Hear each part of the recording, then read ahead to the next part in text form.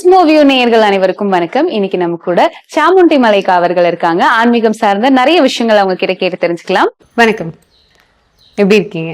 நல்லா இருக்கமா. ஓகே. திருவொற்றியூர் அப்படின்னாலே எல்லாருக்குமே ரொம்ப தெரிஞ்சது வடிவுடையம்மன் கோவில் அப்படிங்கிறது தான்.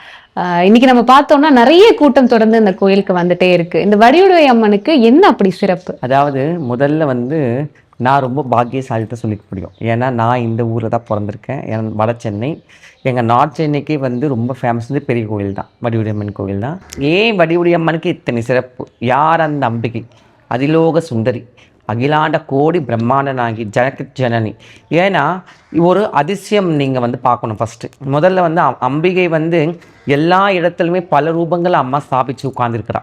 ஆனால் நம்மளுக்கெல்லாம் தெரியும், உலகம் எத்தனையோ பிரளயத்தை இன்றைக்கி சந்திச்சு இருக்குது. ஒரு தடவை அம்பிகை தான் அந்த பிரளயத்தை இந்த உலகத்தை காப்பாற்றுறவங்க எல்லாருக்குமே தெரியும். அதே மாதிரி ஒரு தடவை பிரளயம் வரும்பொழுது இந்த கடல் இந்த ஊரை மூழ்கடிக்கும் பொழுது அன்னையின் அனுகிரகத்தால் அம்பாள் இந்த கையை வச்சு இப்படி நிப்பாட்டினால கடலை. அதனால் கடல் ரெண்டாக பிரிந்து போனது திருவயிற்றியூர். அதாவது அம்பிகையோட அனுகிரகத்தால் இந்த ஊர் புகழ் பெற்றது. எங்களுக்கு அவள் தான் மகாராணி, எங்களுக்கு தாய் அவள் தான். ஸோ ஏன் இதுக்கு சொல்கிறேன்னா, ஆன்மீக பூமியில் எத்தனையோ விதங்களை நம்ம பார்த்துருக்கோம், எத்தனையோ அன்னையை நம்ம தரிசிச்சிருக்கோம், எத்தனையோ கோயிலுக்கு எவ்வளோ அதிசயங்கள் இருந்தாலும் இன்றைக்கி இந்த வடிவுடையம்மனில் இல்லை 3 சக்தியை பற்றி நான் கண்டிப்பாக சொல்லி தான் ஆகணும். எனக்கு நிறைய பேருக்கு இது தெரியாது. அதாவது முதல்ல அங்கே அப்பா பரமேஸ்வரன் சிவபெருமான் என்னென்னா வருஷத்துக்கு 3 நாட்கள் மொத்தம் அவரோட கவசத்தை வெளியெடுப்பாங்க. சரியா? அந்த கவசத்தில் என்னென்னா மண்ணால் ஆன சிவலிங்கம். அது அந்த கவசத்தை வெளியே இருக்கும் பொழுது அந்த மண்ணால் ஆன சிவலிங்கத்துக்கு இயற்கையாகவே மை சுரந்து வரும். அந்த லிங்கத்தை கவசம் எடுக்கிறாங்களா, அந்த மேலே இருக்கிறது அந்த மையை அந்த 3 நாள் திருவிழா பண்ணி வர எல்லா பக்த கோடிகளுக்குமே அந்த மையில் கொஞ்சம் எண்ணெய் மிக்ஸ் பண்ணி கொடுப்பாங்க. இது நம்ம வைக்கும் பொழுது நம்மளுக்கு மனநல பாதிச்சு இருந்தால், நம்மளுக்கு நோய் நொடி இருந்தால், இன்னும் நேரம் சரியில்லாமல் இருந்தால், எப்பேற்பட்ட ஏவல் பில்லி சூனியம் பேய் பிசாசு போன்ற மந்திர மாந்திரிக சக்திகள் இருந்தாலும் எல்லாத்தையும் தவிடுபடி ஆகிடும். அதுக்கு ஞானம் நல்லா வரும், கல்யாணம் நடக்கும், அது குழந்தை இல்லாதவங்க குழந்தை பிறக்கும். அப்படி பல நோய் நொடிகள் இன்றைக்கி நம்மளுக்கு தெரியாமல் எவ்வளோது அத்தனைக்குமே அந்த மை ஒரு அதிமருந்தாக இருக்கும். ஏன்னா எங்களுக்கு தெரியும், இந்த ஊரில் நாங்கள் பிறந்ததால் எங்களோட சக்தி என்னன்னு தெரியும். எத்தனை பேர் எங்கள் முன்னாடி அது வாங்கி அனுகிரகம் பட்டிருக்காங்க. ஏன் நானே வாங்கி அனுகிரகப்பட்டேன். ஸோ எப்போவுமே வருஷம் அம்மாவுக்கு அந்த மை வந்துடும். அம்மாவோட பக்த வடிவுடையம்மன் பக்தை சொல்லிட்டு போயிட்டு வருஷம் எடுத்துகிட்டு வந்துருப்பாங்க. எனக்கு ஒன்று எடுத்துகிட்டு பத்திரமா வச்சுக்கணும் நான் எப்போவுமே. ஸோ அது மட்டும் இல்லாமல் அது ஒரு அதிசயம். அது மட்டும் இல்லாமல் வடிவுடையம்மன் நம்ம பார்த்தீங்கன்னா எப்பவுமே ஒரு கர்ப்பகத்தில் ஒரு அம்பிகை, ஒரு ஊரில் ஒரு தாய் தான் இருப்பாங்க. இந்த இடத்துல ஒரு அதிசயம் என்னென்னா, அம்பிகை கோயில் முதல்ல கட்ட ஆரம்பிக்கும் ஒரு அரசனோட கனவுல அம்பாள் சொன்னதாக இருக்குது. அப்போது அரசன் என்ன பண்ணுறா, ஒரு ஸ்தபதியை கூப்பிட்டு ஒரு பெரிய கல்லை இது பண்ணி சிலை செய்யணும்னு சொல்கிறான். அப்போ என்ன ஆகுதுன்னா, அந்த கல்லை எடுத்து வரும்பொழுது அந்த கல் அப்படியே உருண்டு வந்துருச்சான். உருண்டு தவத்தம்னு கல் உருண்டு நின்றுச்சு. எல்லாருக்கும் ஒன்றுமே புரியலையா. எப்போவுமே பார்த்திங்கன்னா அந்த காலத்தில் எப்போவுமே ஒரு சின்ன ஒரு அவசரம் இருந்தால் கூட அந்த வேலையை செய்ய மாட்டாங்க. இப்போ இங்கெல்லாம் அப்படி கிடையாது. 1000 அவசரங்கள் இருந்தால் கூட அது தட்டி விட்டு போயினே இருக்கிறோம். புரியுதா? பார்த்து அந்த காலத்தில் அப்படி. அப்போ யாருக்கும் ஒன்றுமே புரியல. அப்போ அம்பிகை அசுரீரியாக அவளோட தன்னோட சக்தியால் தன் மின்னலை அந்த கல் மேலே பட்டு 3ஆக புலந்ததாக இருக்குது. அதில் 3 பற்றி அப்போ அம்பாள் என்ன சொல்கிறா, இந்த 3 கல்லுலையுமே நீ 3 கிரியாசக்தி, அதாவது இச்சாசக்தி, ஞானாசக்தி, கிரியாசக்தி 3 சக்தியோட அம்பிகை செய்யணும் சொல்லிட்டு அம்பாளே அனுகிரகம் பண்ணி அம்பிகை இந்தந்த எல்லையில் இந்த 3 பேரை வைக்கணும்னு சொல்லி அம்பாளால் அனுகிரகப்பட்ட கோவில் தான் திருவுடையம்மன், வடிவுடையம்மன், கொடியுடையம்மன். இதில் என்னென்னா, திருவடியுடைய அம்மனை காலையில் தரிசிக்கணும், வடிவுடையம்மனை மதியானத்தில் தரிசிக்கணும், கொடியுடையம்மனை சாயந்தரத்தில் தரிசிக்கணும். இதில் இந்த 3 கோவிலே வடிவுடையம்மன் தான் ரொம்ப ஃபேமஸ். ஏன் வடிவுடையம்மன் ரொம்ப ஃபேமஸ்னால், ஆதி சங்கராச்சாரியார் இங்கே அம்பிகைக்கு ஸ்ரீசக்கரம் பிரதிஷ்டை பண்ணிக்க ஒரு ஐதீகம் இருக்குது. அது மட்டும் இல்லாமல் நீங்கள் நம்ப மாட்டீங்க, எல்லா கோவிலையும் நீங்கள் போய் பாருங்களேன், அவங்கவுங்க வம்சாவளியில் இருக்கிற பிராமணர்ஸோ இல்லை வேறு யாரை வந்து பூசாரிகளோ இல்லை வேறு யாராவது அந்த மாதிரி ஒரு ஆட்களை தான் வந்து வச்சு அந்த இனி வரைக்கும் வந்து ஃபாலோ பண்ணுவாங்க. இப்போ சிவன் கோயிலில் சிவாச்சாரியர்கள் இருப்பாங்க. பட் ஆனால் இந்த கோவிலில் வடிவுடையம்மன் கோயிலில் நீங்கள் பார்த்தீங்கன்னா உள்ளே தட்டு தூக்குவாங்களா, ஆரத்தி காட்டுவாங்களா, அவங்க திருமேனி தான் தூக்குவாங்க. அந்த திருமேனி யாருன்னா கேரளாவில் வந்திருக்க தாந்திரிகள் மட்டும்தான் அந்த தட்டு தூக்க முடியுவாங்க. இது உலகத்திலே வேறு எந்த கோவில்களுமே இல்லாத ஒரு அதிசயம் இந்த தமிழ்நாட்டில் வடிவுடையம்மன் கோவில் இருக்குது. மற்ற எல்லா கோவிலும் இப்போ கேரளாவில் தாந்திரிகன் அவங்க மட்டும் எடுப்பாங்க, சரியா? பட் ஆனால் இங்கே வந்து திருமேனி தான் தட்டு தூக்குவாங்க. அதாவது ஒரே ஒருத்தர் இருப்பாங்க, வடிவுடையம்மனை தொட்டு அலங்காரம் பண்ணி அபிஷேகம் பண்ணி அந்த தட்டு தூக்குற உரிமை அம்பிகை வந்து அவருக்கு மட்டும் கொடுத்துருக்கா.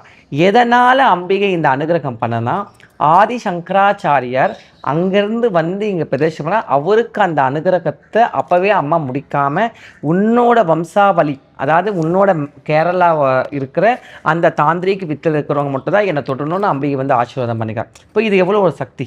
இப்போ ஆதி சங்கராச்சாரியார் பார்த்தீங்கன்னா எத்தனையோ கோயில்களை வந்து ஸ்தாபிச்சிருக்கிறார். எத்தனையோ மூகாம்பிகைனா அவர் தான் வந்து உட்காந்து மூகாம்பிகை கோயிலை உற்பத்தி பண்ணது. அந்த மாதிரி அதுவும் இல்லாமல் சோட்டானைக்கரைக்கும் அம்பிகை மூகாம்பிகை அங்கேருந்து கொண்டு போனதும் அவர் தான். அந்த மாதிரி எவ்வளோ விஷயங்கள் யாருமே வந்து இந்த ஒரு அளவுக்கு வந்து அம்மா வந்து ஒரு வரம் தரல. ஆனால் ஆதி சங்கராச்சாரியாருக்கு அம்பாள் வந்து இந்த வரம் கொடுத்துருக்கிறதால இன்றைக்கும் நீங்கள் போனீங்கன்னா மலையாளி தான் அங்கே வந்து அந்த தட்டு தூக்குவாங்க. ஸோ அந்த தாந்திரிகம் சொல்லுவோம் நம்ம. என்ன அது மட்டும் இல்லாமல் இன்னொரு இடம் பார்த்தீங்கன்னா பட்டபாரியம்மன். அதாவது அந்த காலத்தில் ஆதி காலத்தில் அம்பிகைக்கு நரபலி கொடுத்துருக்கான ஐதீகம் அங்கே வந்து கொடுத்துருக்காங்க. அது ஆடு மாடு கோழி போன்ற எல்லா விதமான பலிகளும் அங்கே கொடுத்துருக்கான ஐதீகம். ஏன் அங்கே அத்தனை உக்ரம், அந்த அம்பிகை அத்தனை உக்ரம்னா மகாகாளி பத்ரகாளி அங்கே இருக்கிறதா ஐதீகம். அப்போ ஆதிசங்கராச்சாரியர் வந்து என்ன பாரு, இத்தனை உக்ரத்தோடு இங்கே அம்பாள் இருந்தால் நல்லா இருக்காது சொல்லிட்டு அம்பிகையை சாந்தப்படுத்தி அங்கேயும் ஸ்ரீசக்கரம் பிரதிஷ்டை பண்ணி இந்த பூமிக்கு கீழே ஒரு கிணறு மாதிரி அவர் வந்து உற்பத்தி பண்ணி அம்பிகையை பால காளியாக, அதாவது குழந்த காளியாக அம்பாலை உள்ளே அனுப்பி அந்த கிணறை வந்து மூடி போட்டு இருக்கான்னு ஐதீகம். நீங்கள் இன்றைக்கும் பட்டபாரியம்மன் சொல்லுவாங்க அந்த அம்பிகை பேர். நீங்கள் இன்றைக்கும் வடிவுடையம்மன் கோயில் போகிறவங்களுக்கு தெரியும். உள்ளே போனீங்கன்னா பட்டபாரியம்மன் காளி அப்படி உட்காந்துருப்பா. 1000 கண்ணு வேணும் அந்த அம்பிகையை பார்க்கறதுக்கு. அங்கே அம்பாலை பார்க்கறது உடனே எல்லாருமே வந்து அந்த அந்த அந்த கிணறு முன்னாடி இருக்கும். அந்த கிணறு மேலே பேய் பிடிச்சவங்க, பிசாசு பிடிச்சவங்க, மந்திரம் மாயத்தால் பீடிக்கப்பட்டவங்க, நோய் நொடியில் அவஸ்தைப்பட்டவங்க எல்லாமே அந்த கிணத்து மேலே கை வைப்பாங்க. அதாவது அந்த கிணறு மூடி இருக்குன்னு ஐதீகம். அது மேலே கை வச்சு அங்கே வந்து மஞ்சள் குங்குமம் எல்லாம் கொட்டி அதை எடுத்து நெத்தியில் விட்டுட்டு போவாங்கன்னு இன்றைக்கி வரைக்கும். நான் எப்போ போனாலும் அப்படி 10 வாட்டி எடுத்து விடுவேன். தாய் உள்ள காளி, காளி மகா காளி. ஏன்னா நம்ம காளி வழிபாடில் இருக்கிறவங்களுக்கு அந்த காளியோட கனெக்ஷன் ரொம்ப இருக்கும். இதுக்கப்புறம் பார்த்தீங்கன்னா இன்னொரு அதிசயமான ஒரு சக்தி அங்கே உருவெடுத்து இருக்குது. அங்கே யார் போல வளர்காளி. அதாவது இப்போ ஒரு உலகத்தில் வந்து ஒரு இடத்துலேருந்து அம்பா சுயம்பா வந்திருப்பாள். அதோடு நின்றுருப்பான் அந்த அம்பிகை. அதோட அங்கே ஆலயம் எழுந்திருக்கும், வழிபாடுகள் ஆரம்பிச்சிருக்கோம். பட் ஆனால் இந்த வடிவுடையம்மன் கோவிலில் ஒரு சக்தி வளர்ந்துக்கினே இருக்குது. அதுதான் வந்து வளர்காளின்னு சொல்லுவாங்க. அதாவது பட்டபாரி அம்மனுக்கு கரெக்டாக நீங்கள் பின்புறம் தான் வளர்காளி. அந்த அம்பிகை வந்து பூமியிலேருந்து கொஞ்சம் கொஞ்சமாக மேலே வந்து நிற்கா. இன்றைக்கி அந்த அம்பிகை வந்து மார்பளவுக்கு வந்து வளர்ந்துட்டா சொல்கிறாங்க. இதில் என்ன ஒரு ஐதீகம், என்ன ஒரு விசேஷம்னா, இந்த அம்பிகை எப்போ வந்து மேலே முழுசாக நின்று அவள் பாதம் வந்து முழுசாக நிற்கிறாளோ அந்த பாதத்தால் நடந்து வந்து ஆதி சங்கராச்சாரியார் வந்து பிரதிஷ்டை பண்ண அந்த மகா காளி உள்ள பாலகாளியாக உட்காந்துருக்கால அந்த அந்த அந்த கிணறோட மூடி வந்து அம்பாள் காலால் எட்டி உதச்சி அந்த அம்பிகை வெளியே வருவான்னு ஐதீகம். அப்போ தான் இந்த பிரளயம் நடக்குமா. அப்படின்னு என்ன அர்த்தம், இந்த உலகத்தோட பிரளய காலம் அப்போ தான் வந்து முடிவு வரும் சொல்லிட்டு சொல்கிறாங்க. ஸோ அதனால் வந்து அங்கே வளர்காலிக்கு ரொம்ப விசேஷம். இதே மாதிரி அந்த வளர்காலிக்கு பக்கத்துலேயே பார்த்தீங்கன்னா 27 நட்சத்திரங்களை தொட்டு வந்து இருக்காங்க. யாராருக்கு நம்மளுக்கு நட்சத்திரத்தில் எந்தெந்த கிரகதோஷங்கள், எந்தெந்த கிரகத்தால் என்னென்ன பிரச்சனை நம்மளுக்கு தெரியாது. ஆனால் இப்பேற்பட்டவங்க எல்லாருமே போயிட்டு 27 நட்சத்திரத்துக்குமே 27 விளக்கேற்றி அந்த வளர்காலியும் வட்டபாரியம்மனையும் வடிவுடைய அம்மனை தரிசித்தா கண்டிப்பாக தோஷ நிவாரணம், கிரக நிவாரணம், எப்பேற்பட்ட ராகு கேதுவோட தோஷங்கள், சர்வ தோஷங்கள் எல்லாமே வந்து பீடிச்சவங்களுக்குலாம் வந்து விமோச்சனம்.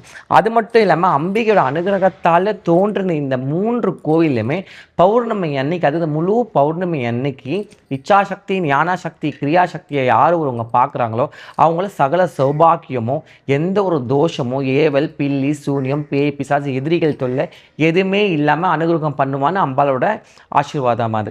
அது மட்டும் இல்லை, அந்த கோவிலுக்கு காலபைரவர் வந்து காவல். ஸோ அந்த மாதிரி நம்ம சொல்லினே போகலாம். எனக்கு என்ன ஒரு பெருமைனா, எப்படி பக்கத்தில் தான் கோவில் இருக்குது, அந்த அம்பிகையோட கண் பார்வையிலே நான் உட்கார்ந்து இருக்கிறேன். அவளோட சக்தியான அந்த பகவதியோ மகாகாளி இங்கே உட்கார்ந்துருக்கிறது எனக்கு ரொம்ப ஒரு பெருமை. இன்னொரு ஒரு விஷயம், கடல் பக்கத்தில் எந்த ஆலயம் அமைஞ்சிருக்கோ அதுக்கு சக்தி அது பயங்கரமாக இருக்கும்.